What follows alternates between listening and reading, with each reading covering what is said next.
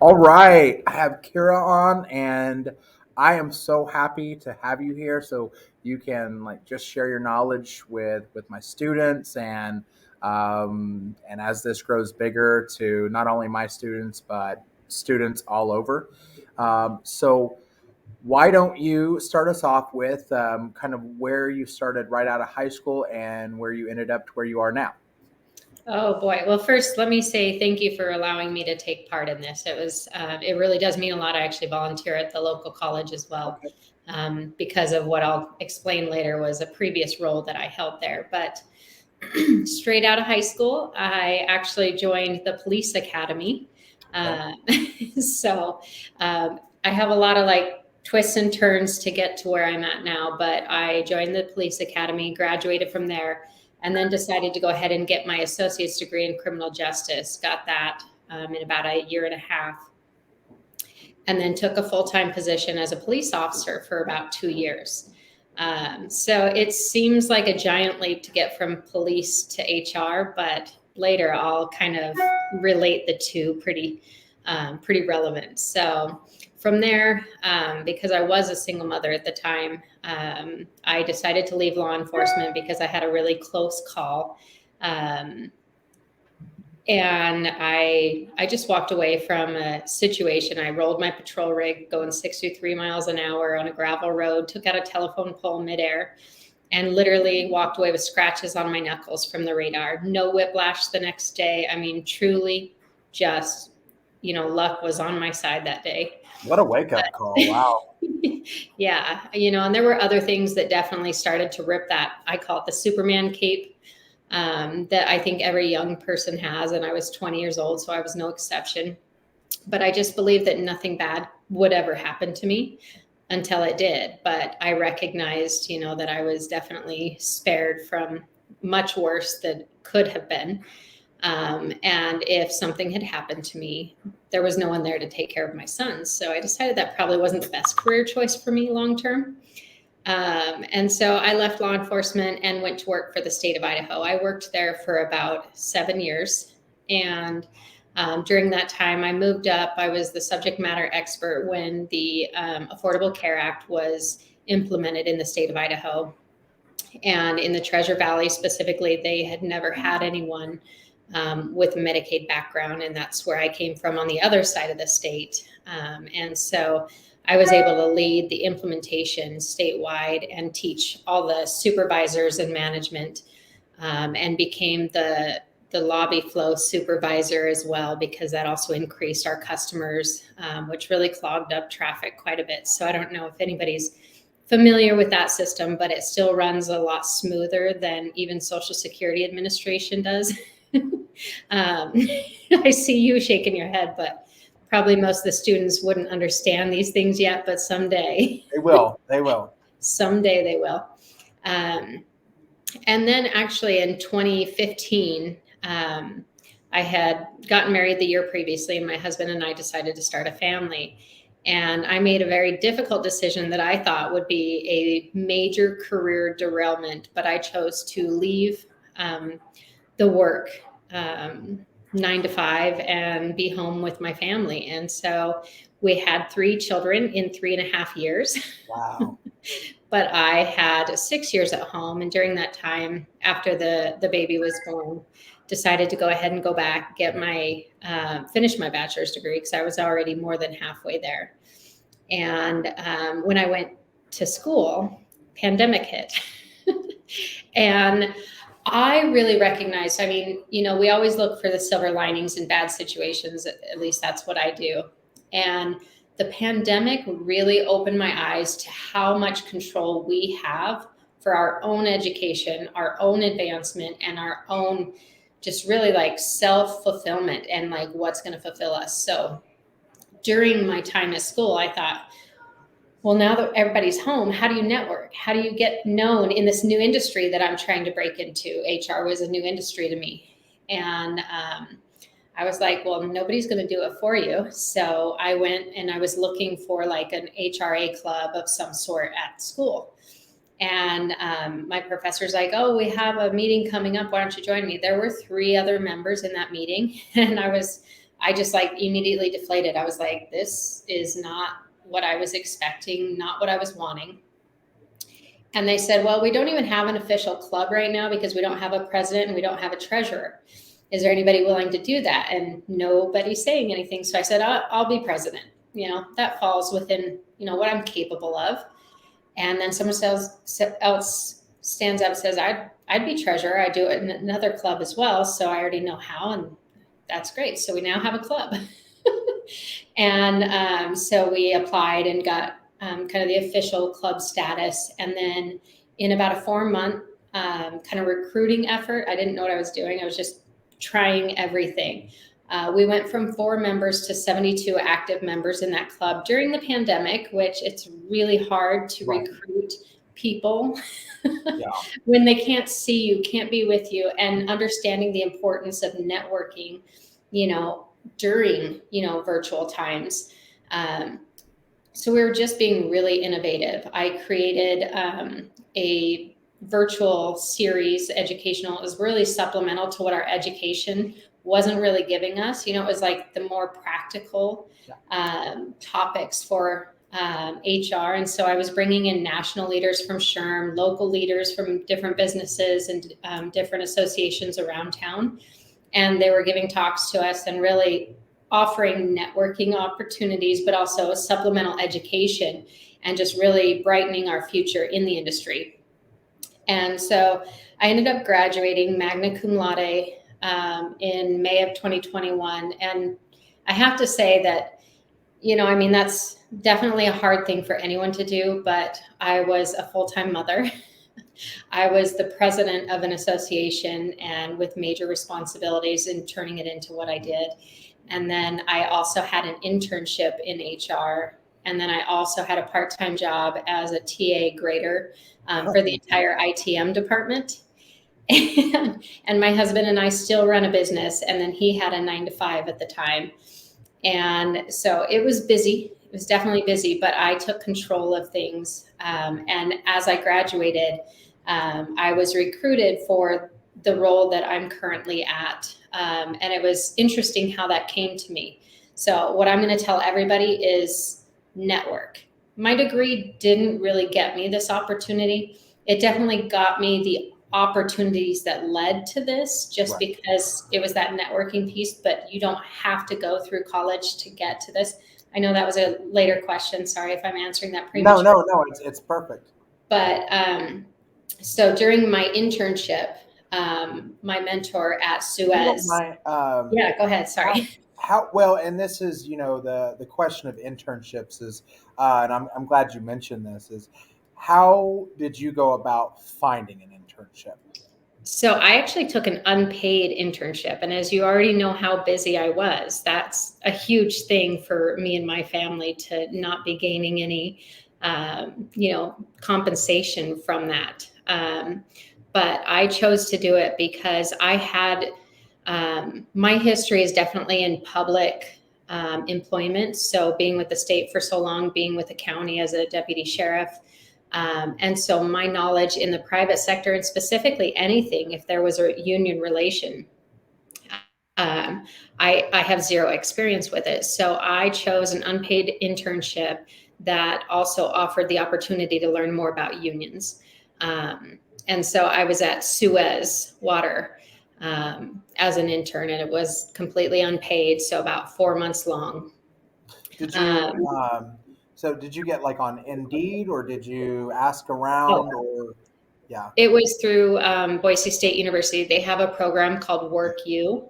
So that is the route I went, but the colleges have boards that you can access even if you're not a student. So they have internship boards, but you can also, ask around, look on Indeed, because we do post our current internships on Indeed and on the college boards as well. So most companies will do that. The unpaid ones, I think, mostly are through school because they're for credit. So I did receive credit in exchange for my time at Suez, but it was really invaluable because the mentor actually, the previous director here reached out to her and said, "Hey, you look like you'd be a perfect fit for this position. Are you interested in moving?" And she said, "No, I'm happy where I'm at, but I have someone you really need to take a look at. She's ready for a role much like you described." And I watched her in action. She allowed me to kind of take a leadership role and really mentor these supervisors at Suez in employee performance reviews, because I did a lot of that at the state, kind of the do's and don'ts and legal compliance and things like that. Those are some strong suits of mine. Um, and so she really believed in what I was capable of. And so she sent this recruiter after me. I never submitted an application for this position, but that's how I got here. So, Okay. yeah, I networking. like it. It's you have a non I say non-traditional background for kind of what you're doing, and that's always one thing that the kids are always about is you know, do I have to go to college? Not to discourage anybody from going to college, because education, it can be empowerment. It can lead to opportunities, but I think it's definitely important to show that. Regardless if you get a degree in something, that you can always pivot into something else, or that there are opportunities like like I'm doing a marketing internship right now, that there are those opportunities like internships where you can get that hands-on experience that can then you provide value for the roles that you are looking for. So let's break down, and it was kind of an interesting question that I had asked Asia Corbett. She's in RevOps, and she was talking about the processes with it, and I was like, I think my students are going to understand processes. But so she was able to. The joke was, can we break this down to a 5-year old? And of course, she did wonderfully well at it and stuff. But so for my students, can you kind of break down like what your day to day looks like, what your typical activities might be in your role? Well, being the director, I am responsible for, but I'm also a department of one right now. I have an intern. I know I have an intern finally, but she's not enough. So I am advocating to either getting a recruiter or a full-time HR administrator. Okay. Um, but my activities are anywhere from the administration tasks all the way up to strategic role in kind of aligning all the departments to the strategic um, direction of the company. So I have to make sure that all the policies and all the things that I'm doing and creating for the entire company, as well as with recruiting and hiring, align with what the owners see as the projection for the company. So this will include policy creation and management. I have to update the employee handbook every year. Um, I have a list of like legal compliance things that I have to do, make sure all the bulletin board notices are up to date every year, and if laws, and I manage a company, one of the other offices in California, and their laws are changing almost monthly down there. Idaho's haven't changed since 2014, so Idaho's easy, but California is a bit more challenging. Yeah. Yeah. um, Absolutely. as they're very employee centric down there. Idaho's more business centric. So things are a little bit more consistent in this state, but in California, it's definitely more tailored towards the employee experience. Which is there's pros and cons to both approaches. I actually don't know if I prefer one or the other now.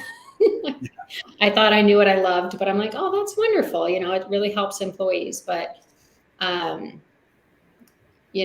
my day to day, it just is all over the board. I also have like IRS documents and W-2s to get sent out every year. I have recruiting. I have to source candidates because right now, candidate pool is very sparse.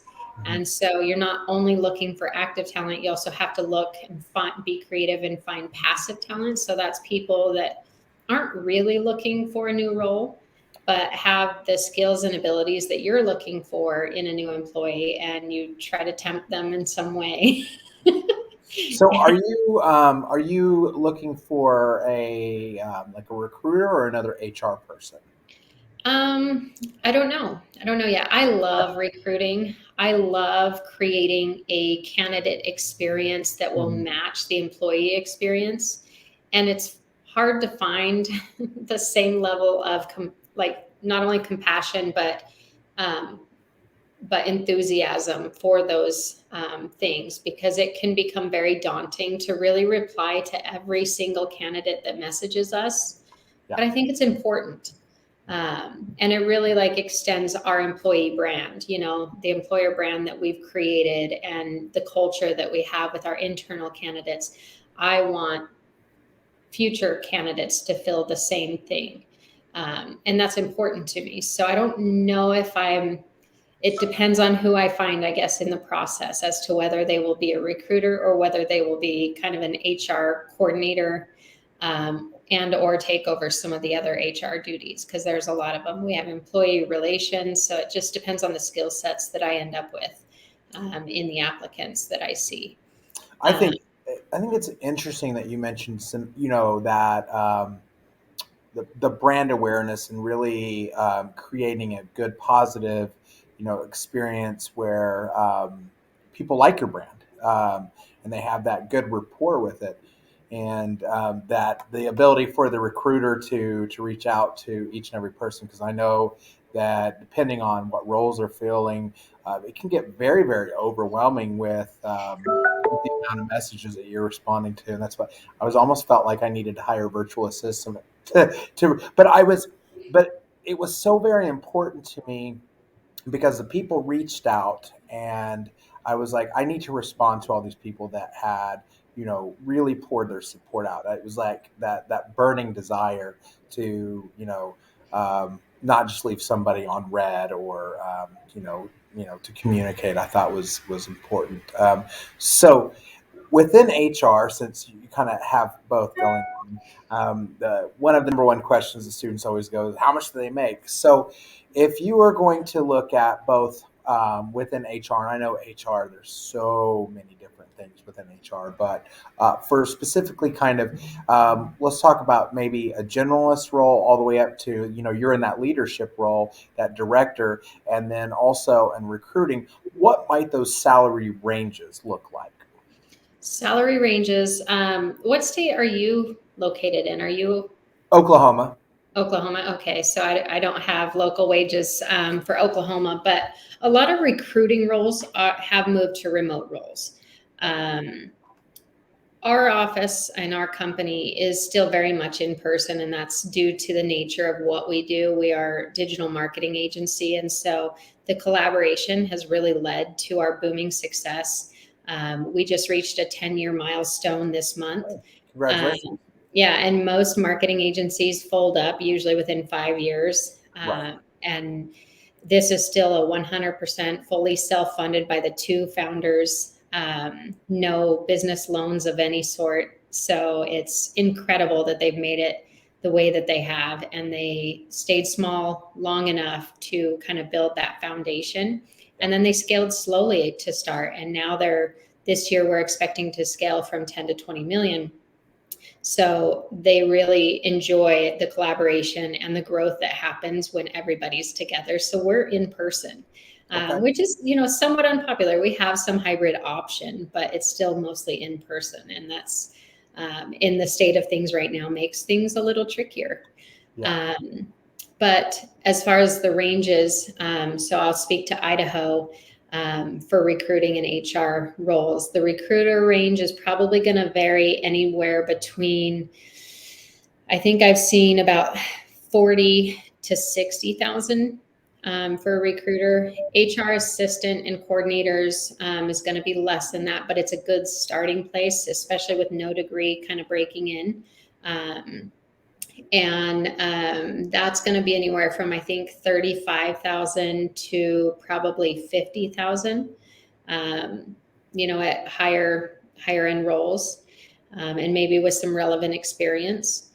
And then HR generalist, you're going to find is going to be probably similar to a recruiter salary, which is going to be 45 to 65,000.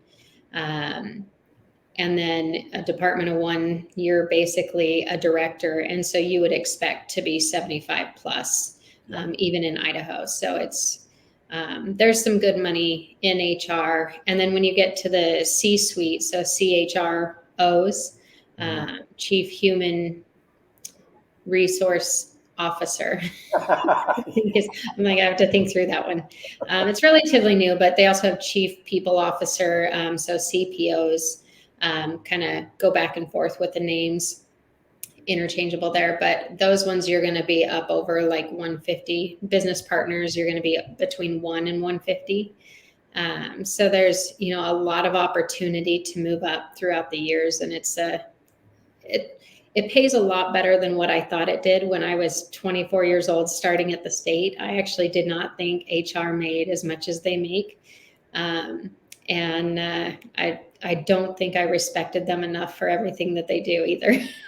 Well, they're kind of, they do so much behind the scenes. It's, unsung heroes. And, I always say the most valuable people, at least in the building I'm at, are going to be our secretaries and our janitor staff.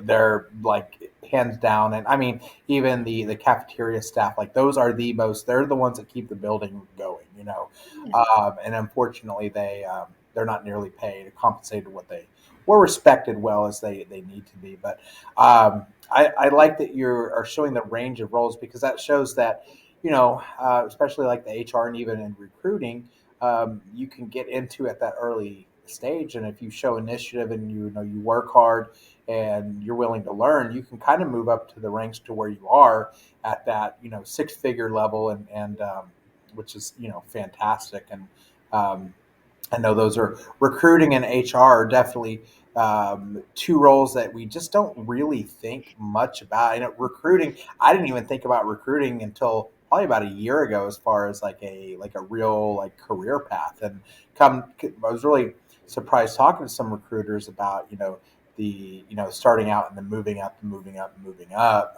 to the point to where, especially like on the technical recruiting side, where they're in the twos, and I'm like, I have an anesthesiology buddy that doesn't even make that much. Wow. Well, So, and they do have bonus programs for agency recruiters, and that's probably where they get into those figures, because they get anywhere from 15 to 30% for each okay. placement. So if you're placing, like, let's say a web developer who makes 150 to 180,000, and you get 30% of that wage, you know, it's it's an incredible salary That's, ability. that's fantastic. Um, let's talk about mentors, okay? And I know that you mentioned that you've had some mentors, especially within that internship. Um, how important would you say mentors are, and what is the typical best way to go about finding mentors? I tell people now, just take a shot, shoot your shot. Ask somebody, find somebody in the industry that works at a company that maybe you're interested in someday. Ask them if you can come shadow, ask them if they'd be open to mentoring you. Um, and I think it's a great opportunity. When I started here, I'm a department of one. And so there's a lot of tough decisions, and sometimes you just need to, make sure that you're, not missing any laws, or, things, you're not overlooking something, because we're very easily biased by our own experience, our own knowledge. And even though unintentional, it still happens. And so having those mentors that you can go to in private and run a situation by them is really helpful. So, I've reached out to the previous mentor at Suez, and then also another mentor that I found. And I've asked them a couple of questions. They're like, nope, I don't see anything that you haven't covered. So sounds like a solid plan. I said, okay, it's just nice to have either or somebody to challenge you. Cause I have at one time, I was like, oh, I can't believe they're doing this. And they're like, well, wait, why can't they do that? And so it's just having somebody that's willing to have that dialogue with you, and is well respected in the industry. So I do think mentorship is a huge, huge thing to have breaking into any industry and helpful. So Perfect. So if you could give this like surprise on the spot question here, if you could give one last piece of wisdom or advice to, the students as they're thinking about career options and exploring things and opportunities, what would that be? find out what you're passionate in and do it. I missed my passion when I was at the state. I was passionate about law enforcement, and I'm passionate about HR, and that's what makes me really good at what I do is my passion and determination. So if you can find passion, you're going to be happy with what you do, even if compensation isn't what you always dreamed of, but it'll make you happy long term and be very fulfilling. That's perfect. Well, I want to appreciate you so much for coming on here, and I can't thank you enough. And as the questions come out as we've given, we cover these answers with the students. Then is it okay if we reach back out to you with more questions? Absolutely. Okay, perfect. Well, thank you so much, and you have a great rest of your day. Thank you. Do the same. First time you taking it off.